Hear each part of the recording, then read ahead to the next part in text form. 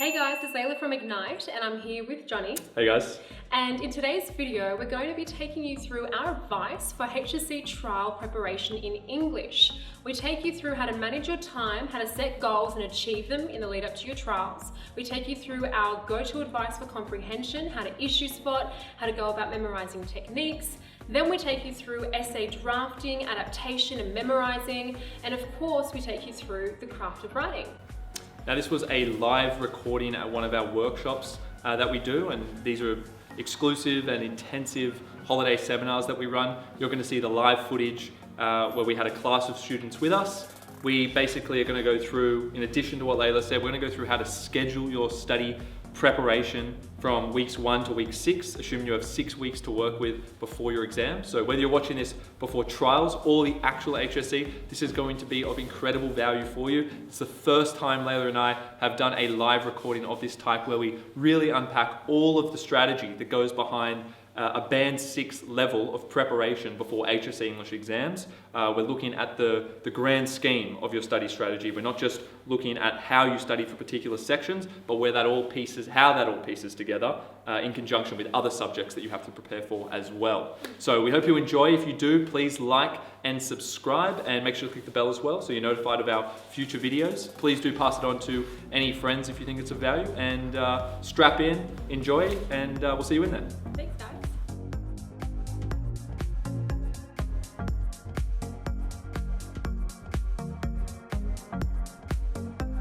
Alright, comprehension. So, just to visualise where you are, so just a bit of recap for the Year 11 students as well. Paper 1 is the common module sat by the standard and advanced students, and 20 marks of that paper, the first section is on comprehension.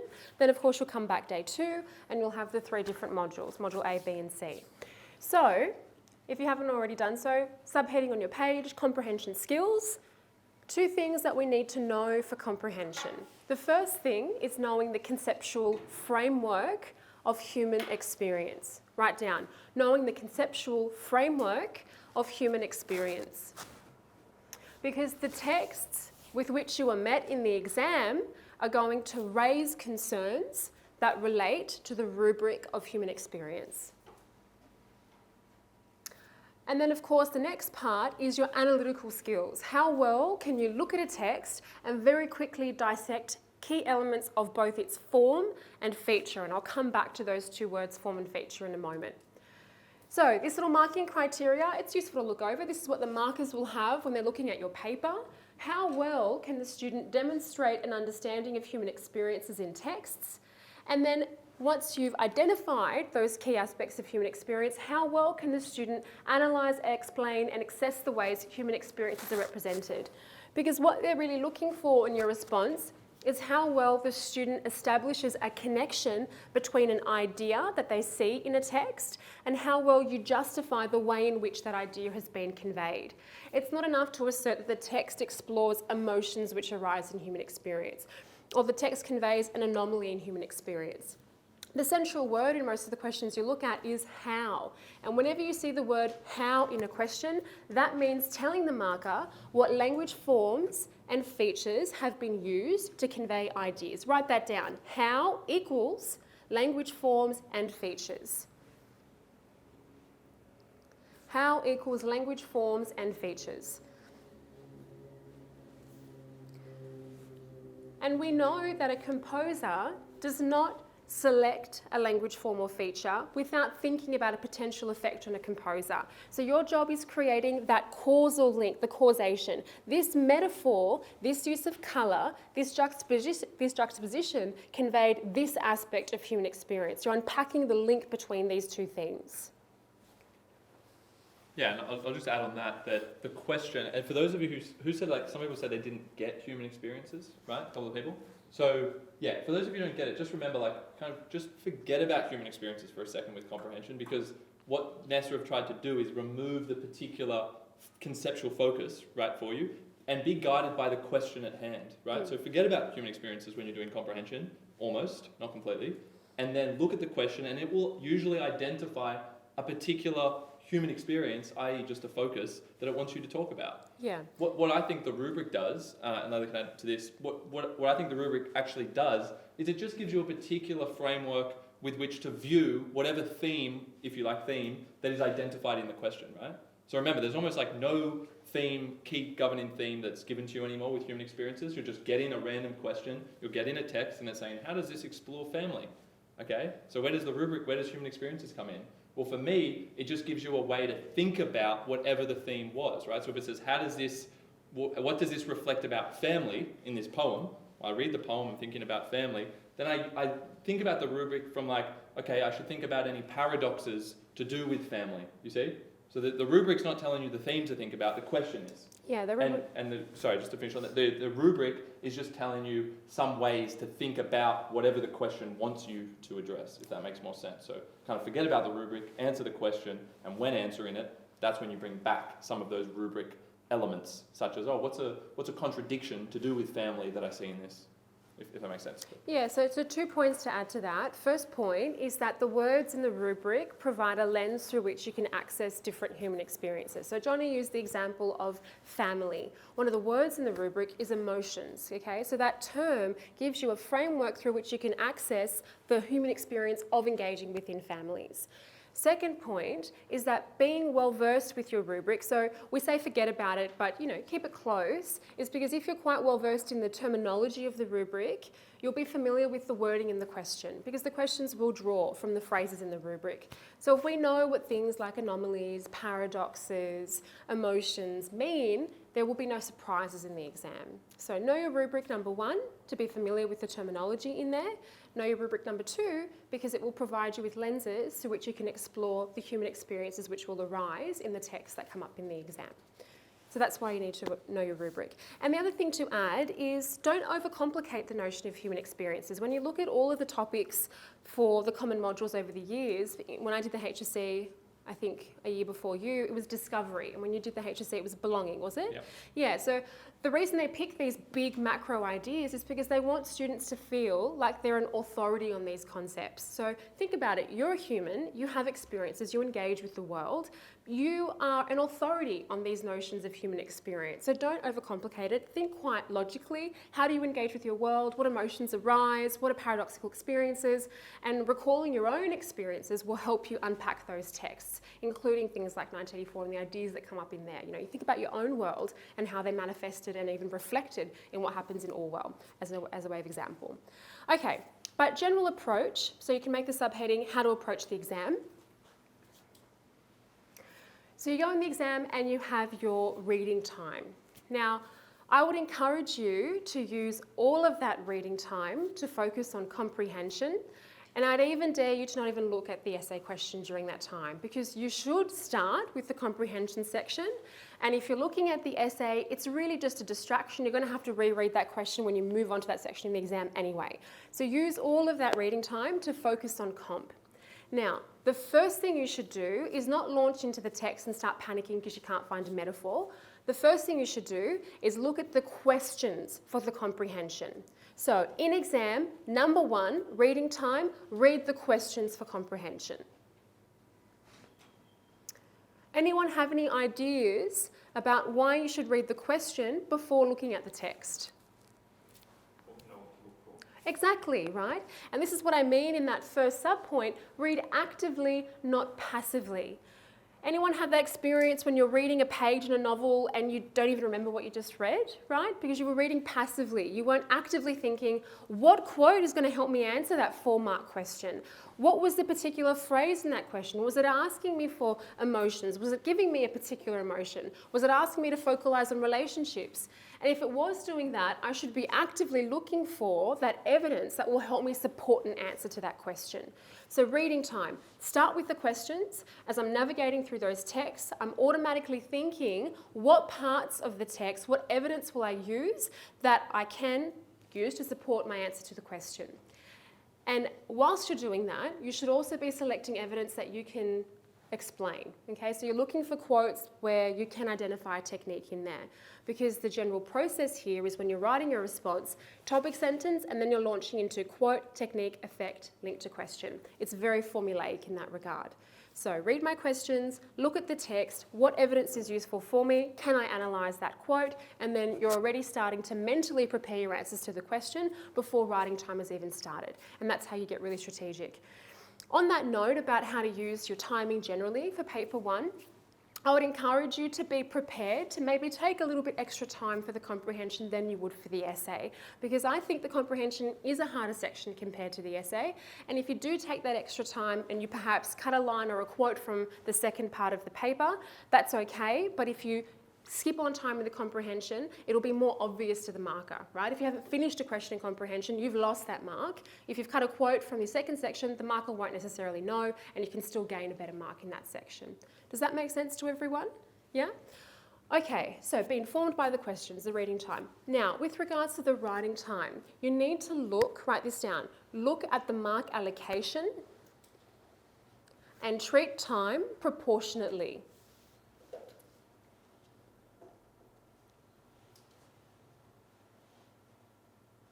So if we've got, say, 40 minutes for this section, and you've got, I don't know, a 4-mark question.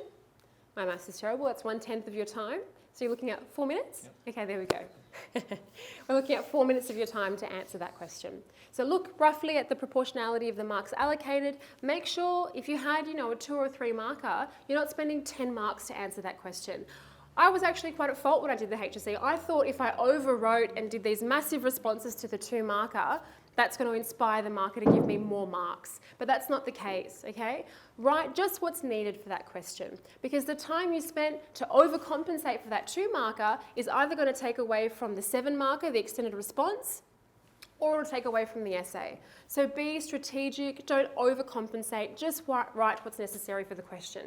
And as a general rule of thumb, 1 mark is typically 1 sentence, so to speak, at least until you get up to the 5-mark question. So if it's a 2 marker, 2 sentences, 3 marks, 3 sentences, 4 marks, and so on. For the 6 to 7 marks, you might be slightly over because you're looking at more of an essay structure there, and I'll go through that. But my point here is mark allocation dictates how long your response should be. Okay, and be selective with your evidence. And what I mean by that, pick the best quote that suits your answer to that question. Make sure the evidence enables you to substantiate a response to that question and that you're able to analyse it. Think before you start writing, the value in planning. How many of you start writing a topic sentence before thinking, and then you get to the analysis and you think, oh no, I actually don't have something that supports that topic sentence, yeah? So always think before you start writing. My history teacher used to always say to me, time spent thinking is never time wasted, okay? So before you start writing that first line, think, okay, what was the key word in the question? What topic sentence am I actually going to craft here? What evidence will I use? And you have to make sure that before you start crafting that response, you've foreseen the evidence and you're actually able to substantiate a response to that question. All right, so have foresight when you write. Anyone have any questions on that so far? The planning is obviously more important when we get to the extended response, and I will speak to that in a little while. But think before you craft that topic sentence, know what evidence you're going to use, have the wording in the question at the forefront of your mind, and if you're starting to do these types of things, you should be doing pretty well. Does that help? Yeah. Oh, sorry, I was just going to add one thing. Do you have anyone have a question? No. I was just going to add one thing because someone mentioned earlier, I think it was one of yours, that you can't memorise anything. You can't really prepare for the comprehension. Was that someone over here who said that?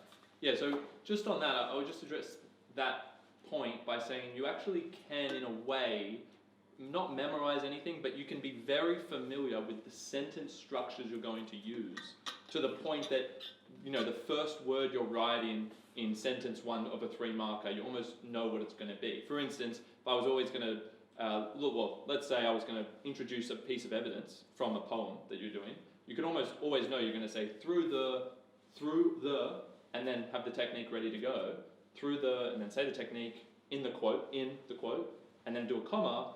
The composer reveals ... So the more you practice those, you are getting very familiar with the kinds of sentence structures you're using, right? And you should just keep focused to those particular sentence structures that get to the point quickly and that you're comfortable with, and try and just use them as much as you can so that it kind of just comes straight off. All you're doing on the day is identifying the particular technique and, as I said, thinking through what you could say is a potential effect. But in terms of how you actually articulate the effect and how you introduce the evidence, right? How you introduce the evidence, and how you articulate the effect, you actually can be very familiar with the particular words that you're going to use. So there's a slight caveat to not being able to memorize anything. You can be very familiar with particular words and phrases that will make you super efficient on the day. All you're doing, okay, there's a technique. What's that mean in relation to the question? Okay, how do I word that? I know how to word that. I've got the sentence structure, right? We give you that building block in a couple of slides' time, how you actually frame the analysis. And of course, then the complement to that is the wording in the rubric, because typically what you discuss in the effect part of your analysis will be a link to the question,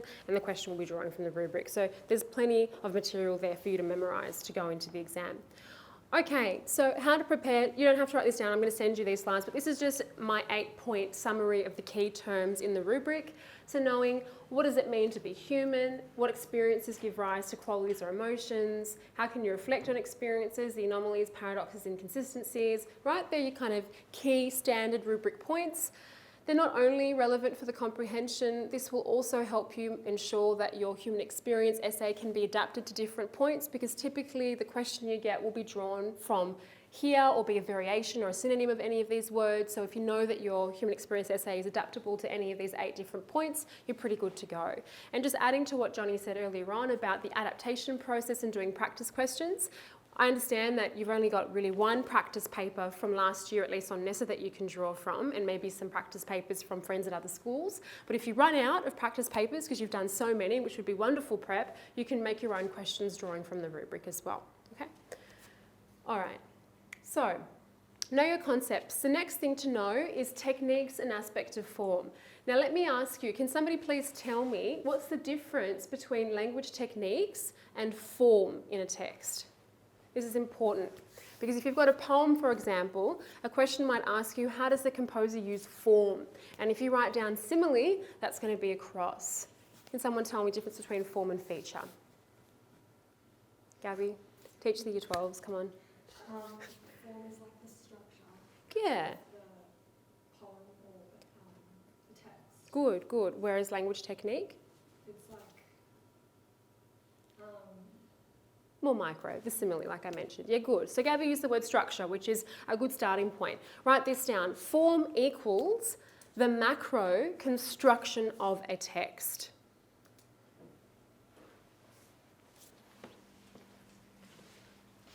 Form equals the macro construction of a text. This relates to the central characteristics of that text type and genre. Elements of form are unique to that type of text. So, if we're looking at a poem, what are some aspects of form in poetry? What do we get in a poem that we don't get in a visual or a film or a short story? Any ideas? Yep. The separation of stanzas. Okay, good. So a stanza, a quatrain, this the structure of the actual paragraphs themselves within the poem. Okay, good. If we have a voice in a poem, we'd refer to that as a persona. Things like rhyme, meter, enjambment. I'd be writing this sort of stuff down. If I have a poem and the question is asking me on form, this is what I would take note of. Stanzas, persona's voice, meter, rhyme. Enjambment, hands up if you don't know what enjambment is. Everyone knows? Okay, good. So you're thinking about how the poem has been written and what makes the poem a poem. That's an examination of form. In contrast, language techniques are not text-specific.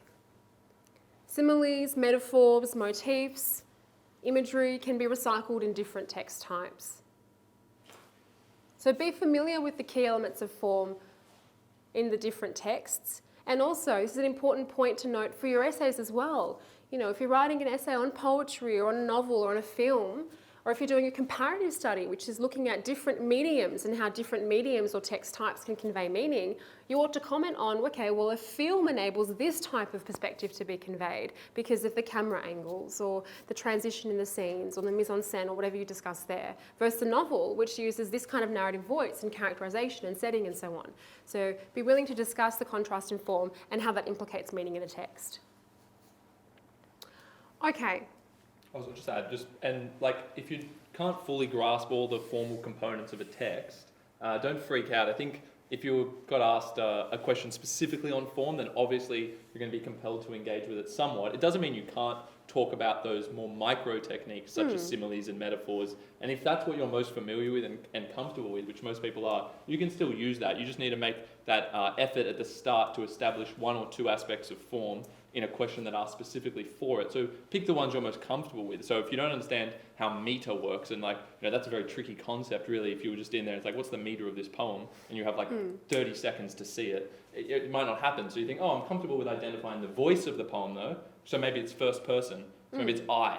So you look for I, you just look for the word I in the poem. It's like, okay, the first person voice, what's the effect of that? Great, I've addressed form, and now I might go into some other more specific techniques to complement it, right? Yeah. So don't feel overwhelmed by the form thing if you're not overly comfortable, but get at least comfortable with a couple of aspects of form, as Layla's defined it, for each text type. Yeah. Right? So with poetry, it was like look for the I and look for the stanzas, and that's an easy one, right? Look at how the stanzas are structured and see if there's any meaning that you could attribute to that. Yeah, and if you can see something in a text and you know it's part of its broader construction but you don't know the name of it, you can describe it in your own words, If the lines are quite fragmented in a poem, or if the persona is speaking to me directly, you can describe that and you'll still get a mark for it. And one point to add to what Johnny just raised, form and feature, yes, they're distinguishable, but they're not mutually exclusive in the sense that the poem's use of imagery might actually enhance the use of direct tone throughout the poem. Okay, so you can discuss how language techniques have complemented the elements of form within a text. So consider that as well. How does language feature complement elements of form? And the other point to note down is describe the key elements of form if you're short for words or you can't remember the particular terminology in the exam. And just remember, this is all with it to be put into the context of the question. How many marks are being asked and what is the actual question? Okay, so make sure that's your guiding focus when you consider aspects of form and whatnot. Yeah, so what I framed there, and obviously if you feel like you need more help with the comprehension, the workshop tomorrow goes into much more detail about the different text types and how to approach them. But as a general rule of thumb, be familiar with the key elements of visual texts, fictional text, and under the bracket of fictional comes short stories and poems, and the non-fictional are things like, biographies or autobiographies or feature articles, that sort of stuff. So just know what distinguishes each of these different types, and then you can have, as a complement to that, a list of different techniques, your personification, your similes, motifs, metaphors, imagery, sensory imagery, and if you're equipped with that range of techniques and forms, you should be good to go for the exam. All right. So you know your human experience concepts, you know the techniques for the different text types. The practice that you should do for comprehension is what I like to call issue spotting. So look at different texts that you've either covered in craft of writing or even your prescribed texts or in past papers, and you look at those texts and under time constraints you ask yourself per line, what technique can I spot? What human experience concepts do I see reflected? And that process under time constraint very much so mirrors what you're going to do in the exam, right? Because you're going to go in there, you're going to look at a text, and you're trying to unpack and deconstruct the text. So the more practice you do of that, the easier it will be for you in the exam. Okay, so write down. Once you've learnt your techniques and revised them, plough through multiple textual examples and issue spot. Look for form, feature, and human experience concepts.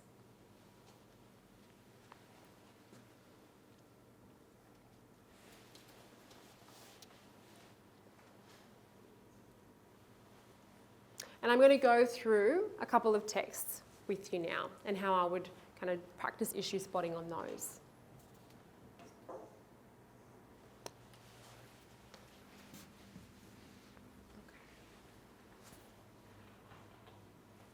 All right, so here we have a painting. Anyone do art? Have you seen this painting before? Rene Magritte, he's quite popular, it comes up in a few past papers. All right, so write down visual subheading. The first thing I ask myself when I look at a visual is what is salient? Do we have whiteboard markers? Yeah. So, visual Step 1, what is salient? Salient means the focal point in a visual. So here you've obviously got these two lovers and their heads that are central to the composition. That's a point of salience. Now, when you're questioning salience, you want to ask yourself, what has made that the focal point in the image here? What draws your eye to these two people? What makes them salient? So I mentioned the word composition. It's not coming, it's not clear. Brown. Oh, fair enough. Composition. Composition refers to the placement of everything within the frame. Composition. So they're central to the frame. They also occupy quite a significant portion of the frame, right? It's quite big, the two lovers. So within composition, you can also discuss volume. They are covered by these white cloths. So there's a sense of lighting that's attracted to that central point in the image. So I would also discuss lighting. Lighting contributes to that focal point in the image. So if I was doing this in my own study practice, I'd sit down, I'd look at it, and I'd start jotting down on the sides of my page here every single technique I see. And then once you've done that, I'd start thinking about concepts. All right, so we've discussed some brief points on salience. The next thing I would do is I would consider symbolism. Within that composition, are there any symbolic meanings I can attach to what I see? So we've said we have these salient two lovers that are central to the frame due to the composition and the volume that they occupy. And we could say, once analysing those two central figures, we see that they are covered by cloths. So we have this cloth here. What symbolic meaning or relation to human experience could you attach to the fact that these two lovers are kissing, but they can't see each other? They're covered by some sort of material. What could we say? The word paradox maybe might come to mind. They're physically connected, but they're not able to see each other. There's something separating them. So we could say that the cloth is somewhat symbolic for disconnect, despite their physical intimacy / proximity.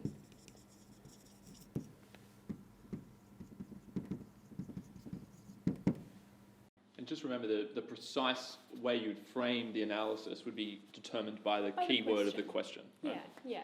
But you could go through the rubric and write down, how does this visual convey an anomaly in human experience? How does this visual convey qualities of human experience? You know, how does this visual convey a paradox of human experience? Yeah, so once you start doing that and you know, okay, well quickly I can identify what's salient, what's symbolic here, you've got a little kind of group of techniques you can call upon, you're building up your skill in being able to unpack comprehension, text and questions alike. So be able to do this. I used to with my friends in the HSC, we'll do this for both essay questions and comprehension. We would each make flashcards of either visuals or poems or different essay questions, and we'd flip them over and pop a timer on, okay, 5 minutes, now let's sit down, let's each write down as much as we can in relation to that question or in relation to that stimuli. And it just builds up the pressure and the examination environment and your ability to respond very quickly under time constraints. So the better you are at writing under pressure, thinking under pressure and analysing under pressure, the more equipped you are for not only comprehension, but the other sections in the exam. Okay. Anyone have any questions about these techniques or need definitions? So we talked about symbolism, lighting, volume, composition, and salience in regards to that one.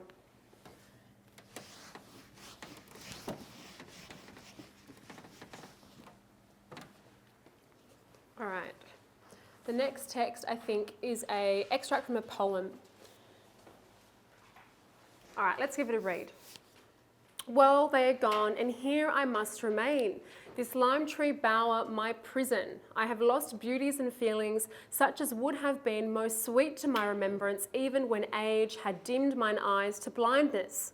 They, meanwhile, friends whom I never more may meet again, on springy heath along the hilltop edge, wander in gladness and wind down perchance to that still roaring dell of which I told, the roaring dell overwooded, narrow, deep, and only speckled by the midday sun. Okay, it's an extract from the poem. It's quite dense in terms of the language that it uses. It's Coleridge. Coleridge is a romantic poet. So when I'm looking at this, the first thing that I would note in the fictional text is the language that's used and the imagery and the tone.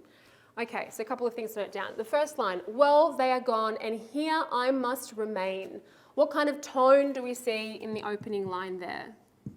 Does he sound happy? He's a bit of a whinger. The poem is about this guy who's actually injured his ankle and he's stuck in a cabin while his friends are going off and exploring the natural environment. So tone is one of, what we say, disappointment, frustration. And don't worry if you can't understand the actual narrative or the bigger context of what's actually going on. You know, if you can just get the gist or the tone, as I said, the tone of what's going on and how the character or persona feels, and roughly what their relationship is with some other references in the poem, then that's definitely enough. Okay, right. So don't worry if I don't understand the exact plot here, it's all a bit cryptic and symbolic, too symbolic for me, then that doesn't matter. You just get the question and see how can the poem relate to the concepts in the question. Yeah. Okay? Yeah. Okay, next line. This lime tree bower, my prison. So he uses the word prison to describe the lime tree bower. It's not literally a prison. So what's happening in that sentence there? What technique is that? The lime tree bower is being described as? Someone have an idea? Yeah? Exactly, it's a metaphor, right? The use of metaphor to describe his environment as something which is imprisoning him. So there's other things we could discuss here, but the point is, line by line, just try and find any technique that you see in there. Beauties and feelings such as would have been most sweet to my remembrance even when aged. Lots of emotive language. Emotive language is a great fallback technique, right? Whenever you can't really see what's going on, emotive language is a go-to. What emotion is being conveyed? So emotive language, and again, he continues with this sort of desperate tone and it's very melancholic tone as he's stuck in this environment. All right. Had dimmed mine eyes to blindness. Exclamation at an end of a line. Whenever you see an exclamation, what can we refer to that as? Exclamatory tone. He's being a little bit hyperbolic. Exclamatory tone, hyperbole when something is over-exaggerated. He's not literally going blind, but he's so depressed that he's stuck in this environment that he's saying has dimmed mine eyes to blindness. Hyperbole, the over-exaggeration. Can you say that? They, meanwhile, those outside, friends whom I never more meet again. Words like never, always, they're words which signify a sense of certainty. Anyone know the technique associated with that? Good. Modality, which is an expression of certainty or definitiveness. Here it's high. Yeah, just make sure you always say what type of modality. Never say without. Yeah, very good. Does anyone, hands up if you want that clarified, what modality is and the difference between high and low? All good. Everyone's all good so far? Okay. Just don't get confused. It doesn't mean positive and negative, right? Because Yeah. sometimes people say, oh, I never did this. And then people say, oh, that's low modality. Never, right? Because it's negative. But never is certain, so it's high modality. Yeah. You go home after today, mum asks you how was the workshop, you say it was amazing, it was the best thing that I ever experienced, high modality. If you go home and you also say it was the worst thing I ever experienced, heaven forbid, that's still high modality. Okay, if you go home and say, you know what, I'm not too sure, I zoned out, it was a Sunday morning, low modality, right? Not sure, uncertain. Okay. On Springy Heath, along the hilltop edge, whenever we have a description of an environment, that's imagery, right? It's creating an image in the mind. Imagery is also another fallback, right? Like emotive language. Imagery. What image is being conveyed?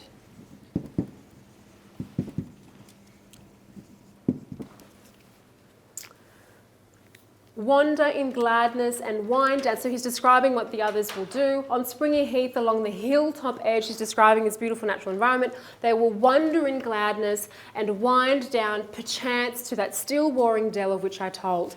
What's happening here? Lots of clauses, lots of listing. Whenever you see so clause is any word separated by punctuation. So we've got an accumulation of lots of clauses here. What do we refer to that as? Accumulation, right? Listing. He's accumulating what he foresees other people to be doing in the landscape. Accumulation is another technique. So whenever you've got something that's listed, make sure you write it down. Accumulation. You can refer to that's a key technique. That could be a mark there, as long as you explain what it means in relation to the question. And then in those last 3 lines, he's really just continuing with the sensory imagery. The roaring dell, so he's describing the sounds of some sort of fountain that they discover in the landscape, overwooded, narrow, deep, and only speckled by the midday sun. So the sensory imagery there. It's appealing to both sight and sound.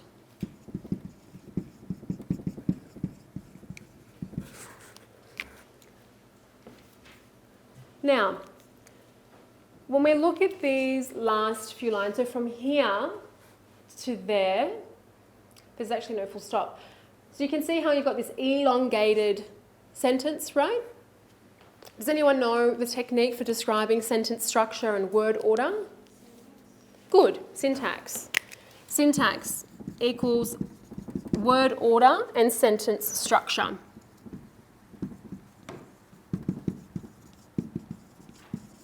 Now, typically, you can describe the syntax as either elongated or short, repetitive, and truncated. What do we have here? Elongated or short and repetitive? Drags on and on, right? He's describing wandering through the landscape with the sun and the sounds, and I'm here in the room, right? So often what you can pick up on is a correlation between the syntax and the subject matter, right? Think about this. If you're describing a really beautiful beach and the waves on the beach, you know, your sentence might be something like, the waves move forwards and backwards and forwards again until they slowly diffuse on the sand. The syntax there, long and elongated, reflects what I'm describing. Conversely, if you're describing, for example, a fight between 2 individuals, yeah? He punched her, she fell, he bled, she bled more. The syntax there, short, truncated, repetitive, it matches what's being described. So next to syntax, I would write down, what is the correlation between the sentence structure and the subject matter? And once you identify that correlation, that relationship, right? Once you identify the effect, what's the next step when you've got a question for that particular text? What's the next step to do? Once you kind of identify the general effect, what should you then do when you look at the question?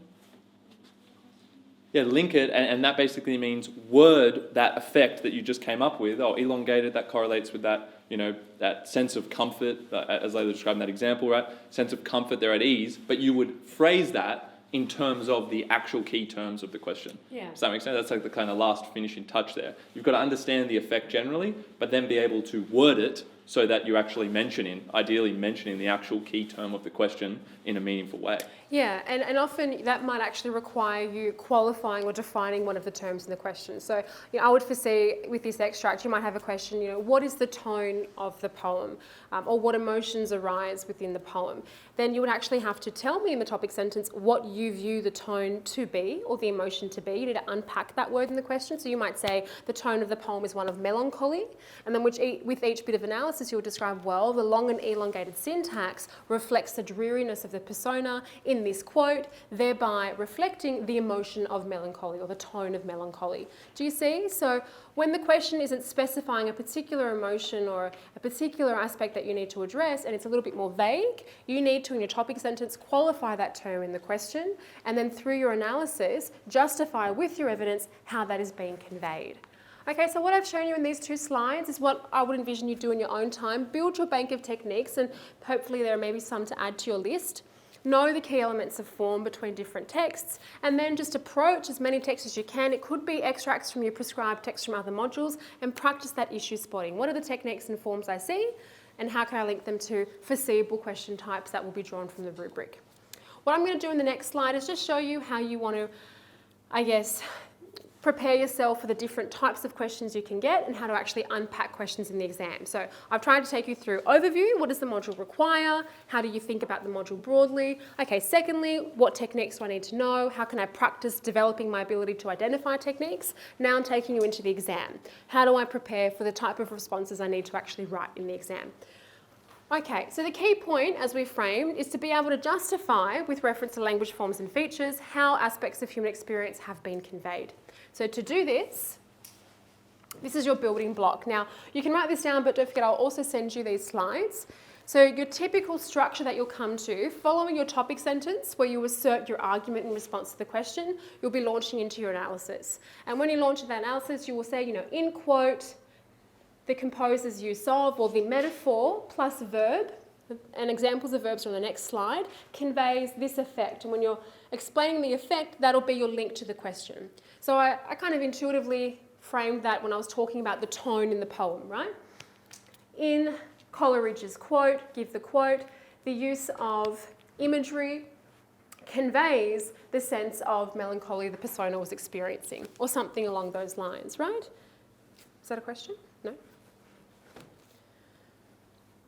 Yeah, and there's some turns of phrase that you could use. So the metaphor, the imagery, the persona's tone elucidates the extent to which, illustrates the nature of, vocalises the reasons for which. Yeah, so these are the types of phrases that you can memorise to help you fluidly build that response, which gestures towards what Johnny was saying earlier on. Yeah, okay, you can't pre-prepare a response, but you can memorise these sorts of things. So it's almost second nature for you in the exam to very quickly draft what you want to say in response to the question. Does that help, Sophie? Do you feel like you're kind of piecing together the puzzle of comp?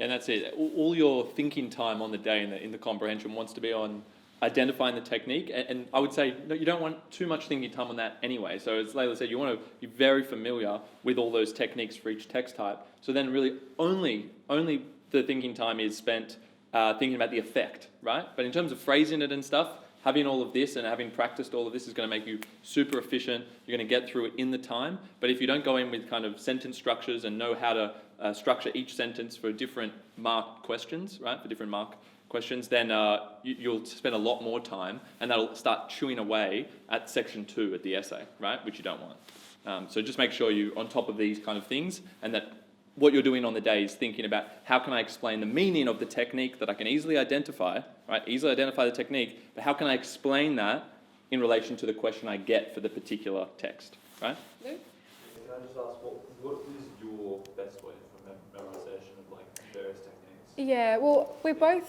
quite like reciting certain terms. I always find orally reading things out loud helps memorize, or often I would record myself saying, parts of my essay and listening over it because I was quite an auditory learner, or just practicing, practice writing lots of responses and actually putting into practice these terms that we're asking to memorize. That's also helpful. Just have something to add? Yeah, I'll say, like, if you just wanting to memorize technique strictly, then you want to make some acronyms, right? Yeah. So you want to make a word where each letter represents a technique, right? So one example that we use sometimes is MEST, right? So that's a general learning tool, right? So M is modality, E is emotive language, S is syntax, T is tone. See that? So MEST. But that's just 4 techniques, right? I would go to each text type and you can kind of look at the techniques that you've written down or that you've learned and try and frame the first letters, try and make a word out of them, right? And then that way you can just go, oh, yeah, and that's the word, and you know what each letter stands for. Does that make sense? Yeah, so for each individual text type. Text type, you could do it, yeah, that's right. Now MEST is a pretty broad one that you can apply to almost anything except the visual text. But having a few acronyms that go to each text type, that's a good way to do it. You just have to be creative with how you formulate it, because you'd want to have, you need to make sure that it's a word, not just random scattered letters, because that might be hard to remember. Yeah, so hopefully that helps. So you can just put them down, make sure you've got some vowels in there, and you'll be fine. Yeah, and also just to frame, this building block, essentially, this is also going to help you crafting body paragraphs in your essay. So if you're someone that finds actually crafting your essay tricky, what you do in those shorter parts of the comprehension in framing your analysis is also what goes into your essay, maybe including obviously references to a critic perhaps in Module B, or aspects of context in Module A, but this and these turns of phrase will help, and they will bleed into your other essays as well. So this is quite useful, and I'll send you these slides. Okay, and this is just a list of different verbs as well, so you'll get that. So if you find yourself often using the word shows in your response, avoid that. It's like the most basic way that you can describe language. There's so many other better words that you could use. This vocalizes, this opposes, this dissenters, this probes, this interrogates, provokes, There's lots of other words you can use, so I'll send you that as well. So I'll just give you one acronym for verbs. This is separate to techniques, right? That I use sometimes, because really you might only need to know like five or six, right? If you can know a couple of others, that's great. But for the sake of comprehension, one I use is spiced, like spiced, if you want to write that down, S-P-I-C-E-D, right? So S would be suggests, P would be. Does anyone know what P would be? What's a portrays? Good. Then I. Could be indicates or illustrates. Invokes. Yeah, it's whatever you want really for each letter. And then C. What would C be? Conveys. E. Emphasizes. Great. And then D. Someone from this side? Or could D? What's a verb starting with D? So is that sorry? What did you say? Depicts. That's a good one. What did you say? Displays. I would I wouldn't use displays too much because it's more like that's like kind of like saying like shows where you could probably offer a little bit more with the verb, but that could work for like a visual or something like that. But demonstrates is another one that could go on the D, right? Dictates. That's it. So the point is you could just have one for each one, and that would probably suffice. They just try not to use the same one repetitively in the one question. But if you had those 6 spiced, that would probably get you through the whole comprehension section with just those 6 verbs, right? So don't overcomplicate it for yourself, but that's an example of an acronym that can take you a long way. And it just adds to the sophistication of your writing, and I think that impression marking is something that does exist. If you convey yourself to have a good list of verbs in your response, it may also persuade your marker to give you more marks, potentially. That's right. Yeah, so when people are saying this shows this or this means this, they say this means this. It's like, it just doesn't sound as sophisticated, especially with the 6 to 7.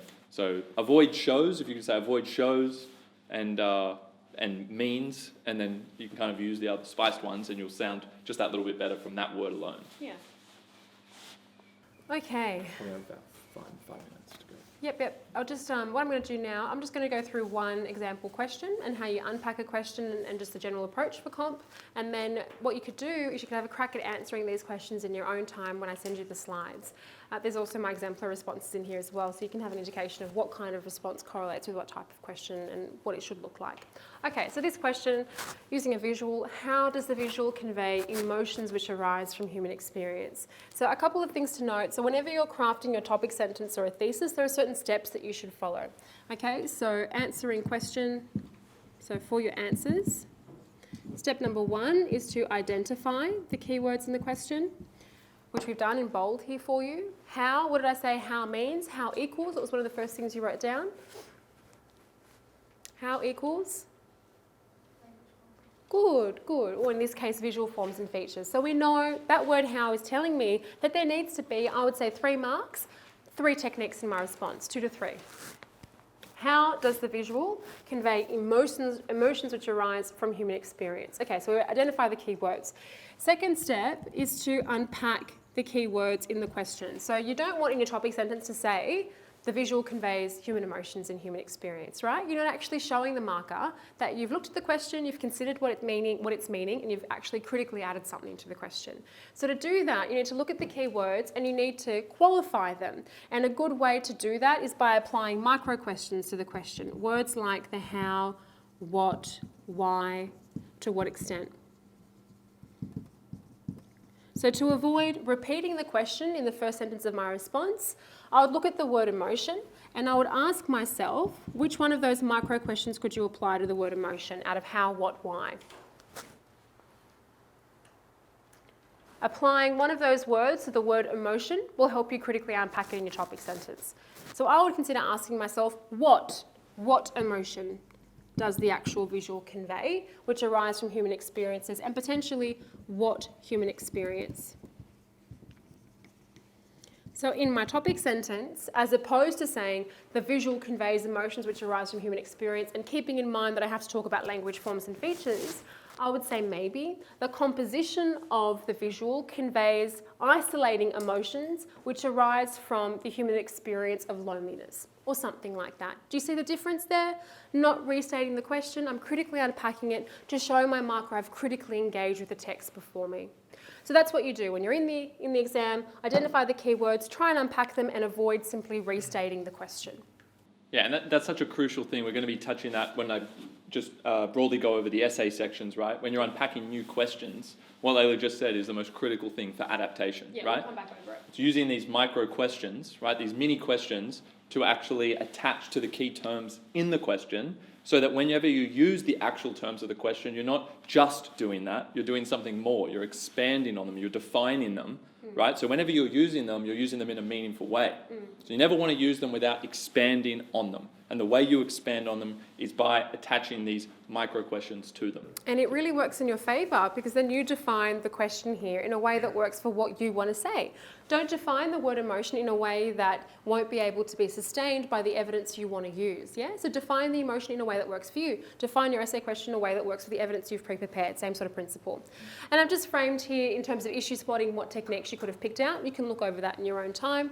And then there I've popped in an exemplar response. And using that building block I gave you in the previous slides, I've colour-coded in there the technique, the aspect of the actual text I've used, and then my links to the question.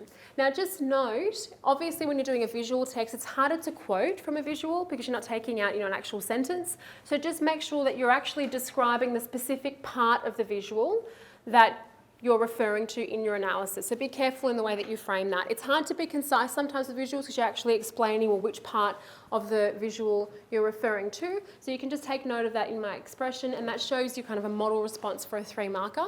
And then I've given you one more for another text there. So if I were you, I'd sit down and I'd have a crack at doing the issue spotting on my own. For those of you that came to the Jan workshop, we may have looked at this poem, but it's a different question. So you can have a crack at answering it again. And again, sit down and try not to do it with looking at my notes. Do it without the notes and you can compare your responses, and there's an exemplar for you. But like I said, I'll send you those slides, treat them as practice, make sure you're unpacking the question, and then you can go from there. Does anyone have any questions for comprehension? No? Comprehensive enough? You got some new techniques, you know what to do. Remember the key concepts from the module, go over your techniques, practice issue spotting, remember to look at questions and unpack the questions. Yeah, question? How much tone and structure would you put in proportion to the language techniques? Well, it would depend on the question, I guess. So if the question's asking you for form, then maybe lead with form and then discuss the techniques that complement. There's no pressure to identify form if the question hasn't asked for it, and if you can't see it, don't panic. If it's there and you want to discuss it and you feel it's important and it works to answer the question, raise it. But it's not fundamental if the question hasn't asked for it. With regards to your essays though, Johnny and I both think that it's really important that you have at least one example of form per paragraph, particularly for Module A, because so much of the comparison in textual conversations is about contrasting the different forms and how that enables for new meanings to be appreciated between the different texts. Okay? Yeah, that's right. Excuse me. So with the 6 to 7 marker in the comprehension, that you might be able to distinguish yourself by mentioning one or two aspects of form. But as I said, unless the question asks for it, not necessary. You could still get full marks without it if the question didn't specifically ask for it. But if you were able to see something, or if it was a poem that you were doing a 6 or 7 marker for and you were able to talk about the voice and how that has an effect on you in relation to the question, then that would only enhance your response. It might help you get closer to a 7 versus a 6 out of 7. Yeah. Any other questions? No. Cool. We'll just take it'll take a few minutes. If everyone needs to go to the bathroom, go, and then we'll finish up. We're going to go all the way through after that. Just go over the essay parts, how to prep for that. We'll look at some strategies for looking at new essay questions and how to unpack those and adapt those. And then we'll quickly go through the craft of writing as well to just give you a framework for how to prepare for that.